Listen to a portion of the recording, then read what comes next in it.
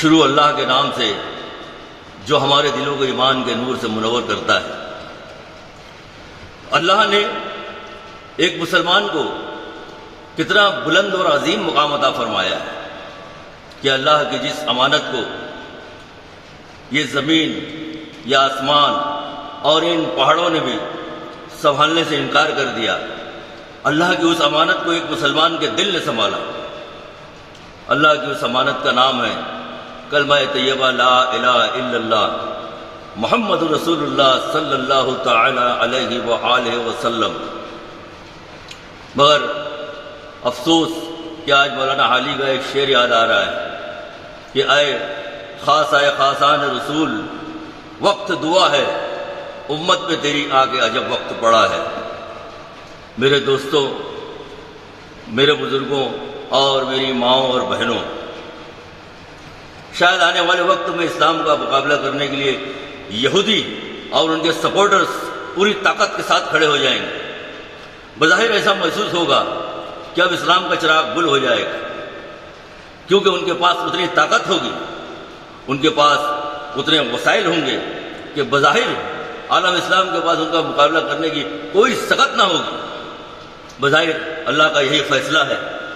کہ اللہ اس دن اپنے نور کا اہتمام فرمائے گا، کیونکہ اللہ ہر شے پر قدرت رکھنے والا ہے۔ آج یہ بات غور طلب ہے کہ پوری دنیا اسلام کی دشمن بنی بیٹھی ہے، مگر آنے والا وقت چاہے کتنا بھی ترقی یافتہ ہو، جدید کیوں نہ ہو جائے، ایک مسلمان کے لیے اللہ، اس کے رسول اور قرآن کریم کے احکامات پر عمل کرنا ضروری اور لازمی ہے۔ اسی عمل کی بنیاد پر ایک مسلمان کی کامیابی اور کامرانی کا انحصار ہے۔ ہمارے اسلاف جو اسلام کی خوبصورت تاریخ اور عروج اسلام کا ایک سنہرا دور ہمارے لیے چھوڑ گئے ہیں، جنہوں نے اسلام سے اور نبی کریم صلی اللہ تعالی علیہ وآلہ وسلم سے محبت کی ایسی مثالیں پیش کی ہیں کہ جو ہمارے دل و دماغ پر نقش ہو کر رہ گئی۔ سلطان صلاح الدین ایوبی جو کبھی ہنسا نہیں کرتے تھے، جب لوگوں نے ان سے نہ ہنسنے کی وجہ دریافت کی تو انہوں نے فرمایا کہ محمد صلی اللہ علیہ وسلم جہاں سے معراج پر گئے اور حضرت عمر فاروق رضی اللہ تعالیٰ عنہ نے جس سے فتح کیا وہ بیت المقدس آج دشمنوں کے قبضے میں ہے، تو میں کیسے ہنس سکتا ہوں؟ اس واقعے کو سن کر آنکھیں بھر آ جاتی ہے کہ دور ماضی کے مسلمانوں کی نظر میں یہ دنیا ان کے لیے وطن اور شہادت ان کی منزل ہوا کرتی تھی، مگر آج بیت المقدس پھر دوبارہ دشمنوں کے قبضے میں ہے۔ مگر حضرت عمر فاروق رضی اللہ تعالیٰ عنہ، حضرت خالد بن ولید رضی اللہ تعالیٰ عنہ، حضرت علی کرم اللہ وجہ رضی اللہ تعالیٰ عنہ اور سلطان صلاح الدین ایوبی جیسے عاشق رسول جو قرآن کے احکامات پر عمل کیا کرتے تھے، وہ ایسے حکمراں اور ایسے سپہ سالار اب اسلام میں نہیں رہے جنہوں نے اپنی زندگیاں میدان جنگ میں وقف کر دی۔ یقیناً اس واقعے کو سن کر ہمارے جسم میں حرارت تو ضرور آ جاتی ہے، مگر آج ہم ایمان کی حرارت سے محروم ہو چکے ہیں۔ بہرحال خلافت عثمانیہ کے ختم کرنے کے بعد برطانیہ عرب ممالک کو ٹکڑوں میں بانٹنے میں کامیاب رہا۔ ماضی میں جسے ہم ملک حجاز کہا کرتے تھے وہ اب کئی ملکوں میں بٹ چکا ہے، جسے عرب کنٹری یا اسلامی ممالک کہا جاتا ہے، جہاں کے لوگ مکمل طور پر مغربی تہذیب و تمدن میں ڈھل چکے ہیں۔ شاہ فیصل جو اسلامی نظام قائم کرنے کے خواہش مند تھے، وہ بھی دوسری جنگ عظیم کے بعد امریکہ کی سازش کا شکار ہو گئے، اپنے بھتیجے کے ہاتھوں امریکہ کی سازش کا شکار ہو گئے، جس طرح آج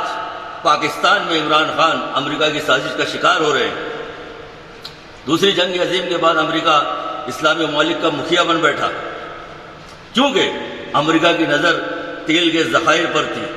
ویسے بذات خود امریکہ اسرائیل کی کٹ پتلی ہے۔ ایڈولف ہٹلر جو یہودیوں کا قتل عام کیا کرتا تھا، اس نے ایک ٹھوس وجہ یہ بتائی کہ یہودی ایک خفیہ مشن پر ہیں جو اسلام کو اور عیسائیت کو اپنے پنجوں میں دبوچ کر رکھنا چاہتے ہیں۔ فلسطین اور اسرائیل کی جنگ سے یہ ثابت ہوتا ہے کہ پورا یورپ یہودیوں کے پنجے میں ہے اور اسلامی ممالک امریکہ کے غلام ہیں، مگر علامہ اقبال کے اس شعر پر آج ہمیں پورا یقین ہے کہ وہ دن ضرور آئے گا جب کتاب ملت بیضا کی پھر شیرازہ بندی ہے، یہ شاخ ہاشمی کرنے کو ہے برگ و بر پیدا۔ عام طور سے علامہ اقبال کے اشعار کو بہت کم لوگ سمجھ پاتے ہیں، اسی لیے میں اس شعر کی تشریح بتا دیتا ہوں کہ جس طرح کتاب کے اوراق کو کسی شیرازے میں جوڑ دیا جاتا ہے، شیرازہ کہتے ہیں کہ جوڑ دینا، کسی چیز کو جوڑ دینا، جس طرح کتاب کے اوراق کو شیرازوں میں جوڑ دیا جاتا ہے، ویسے ہی نظام خلافت کے قیام کی جد و جہد نے بھی مسلمانوں کو ایک شیرازے میں متحد کر دیا ہے، اور یہ اس بات کی واضح علامت ہے کہ وہ دن ضرور آئے گا کہ امت محمدیہ صلی اللہ تعالیٰ علیہ وسلم ایک بار پھر ترقی کے عروج پر پہنچے گی اور پوری دنیا میں اسلام کا نظام عدل قائم ہوگا۔ اس کا مفہوم کچھ اس طرح ہے کہ ایک بار پھر جو مسلمان